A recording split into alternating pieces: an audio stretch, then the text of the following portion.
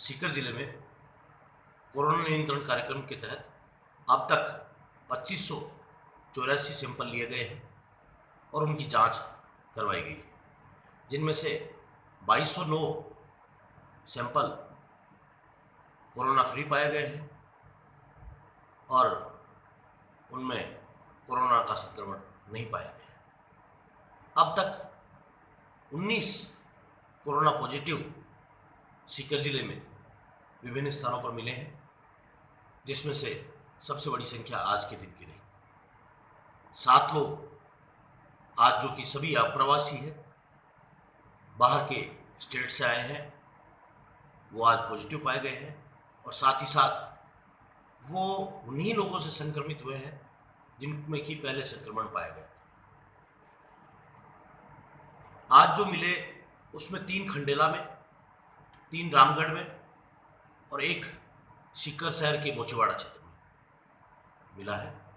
खंडेला में जो 3 मिले हैं वो एक जो कोटड़ी लोहारवास में पहले आया था पॉजिटिव, उनकी बेटी कोरोना संक्रमित पाई गई है, जो कि उनके साथ ही आई थी।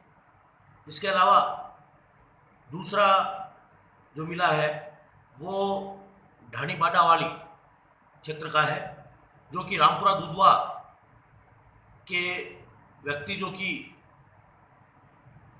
बुधवार को पॉजिटिव आए थे, उनका रिश्तेदार है और उनके साथ ही मुंबई में रहता था।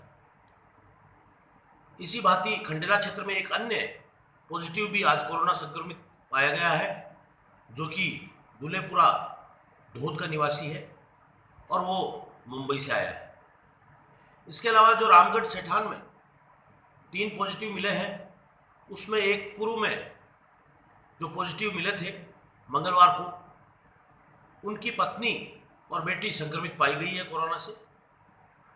इसी भांति एक अन्य व्यक्ति जो कि मुंबई से आए हैं, वो भी रामगढ़ में कोरोना से संक्रमित पाए गए हैं और इन सभी को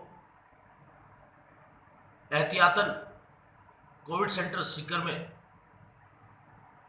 ट्रांसफर किया गया है और उपचार इनका शुरू कर दिया गया है। एक अन्य जो कि सीकर शहर के बोचेवाड़ा क्षेत्र से आए हैं, वो सूरत से आए थे और जांच के दौरान कोरोना से संक्रमित पाए गए।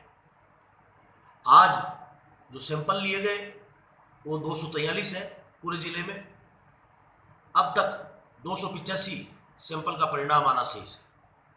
आज की स्थिति का आकलन जब करते हैं तो निश्चित रूप से हमें एक अलार्मिंग सिचुएशन का सामना करना पड़ रहा है, क्योंकि आप्रवासी जो आ रहे हैं वो बड़ी संख्या में यहाँ आए हैं, जिनकी संख्या 19,000 से अधिक अभी तक रजिस्टर्ड हो चुकी है। और जो आज 7 संक्रमण मिले हैं वो सभी अप्रवासी, और इससे पूर्व भी जो हमारे पॉजिटिव मिले वो अप्रवासी थे। तो निश्चित रूप से इस सिचुएशन में हमें ध्यान रखना होगा कि क्वारंटाइन का हम सख्ती से पालन करें। जिस प्रकार की एसओपी भारत सरकार और राज्य सरकार द्वारा तय की गई है, उसके माफिक कार्य करते हुए और होम क्वारंटाइन को बड़ी सख्ती से लागू किया जाए। और उसमें दायित्व अप्रवासियों का भी है और साथ ही साथ समाज का भी। गांव में अगर कोई व्यक्ति आता है तो उसको चिन्हित किया जाए, उसकी सूचना चिकित्सा विभाग को और प्रशासन को दी जाए, साथ ही साथ उनके होम क्वारंटाइन की व्यवस्था की जाए। जिस प्रकार माननीय मुख्यमंत्री महोदय ने कल अपील की थी वीसी के माध्यम से कि सभी लोग इस आपदा से मिलने के लिए संगठित होए, एकजुट होए और इसका मुकाबला करें, और वही कोरोना से बचाव का मूल मंत्र है। जरूरी है कि जो आप्रवासी आ रहे हैं उनको स्नेह भी दें, उनके लिए खान पान और अन्य व्यवस्थाओं का प्रबंधन भी करें, साथ ही साथ उनको प्रेरित भी करें कि वो आने के पश्चात जो हमारी परंपराएं और संस्कृति रही है कि हम बाहर से जब आते हैं तो सभी परिचितों से, अपने नाते रिश्तेदारों से मिलते हैं। हमें इस प्रवृत्ति को एक बार विराम देना होगा और जो वचन पत्र, जो बंदे पत्र जो एक वादा आपने समाज से किया है, राजस्थान से किया है कि वो अपने आप को होम क्वारंटाइन रखेंगे, उसकी पूर्णतः निष्ठापूर्वक प्रतिबद्धता के साथ में पालना करनी हो, और तभी सीकर जीत पाएगा, कोरोना को हम हरा पाए। बहुत जरूरी है कि हम सुरक्षित रहें।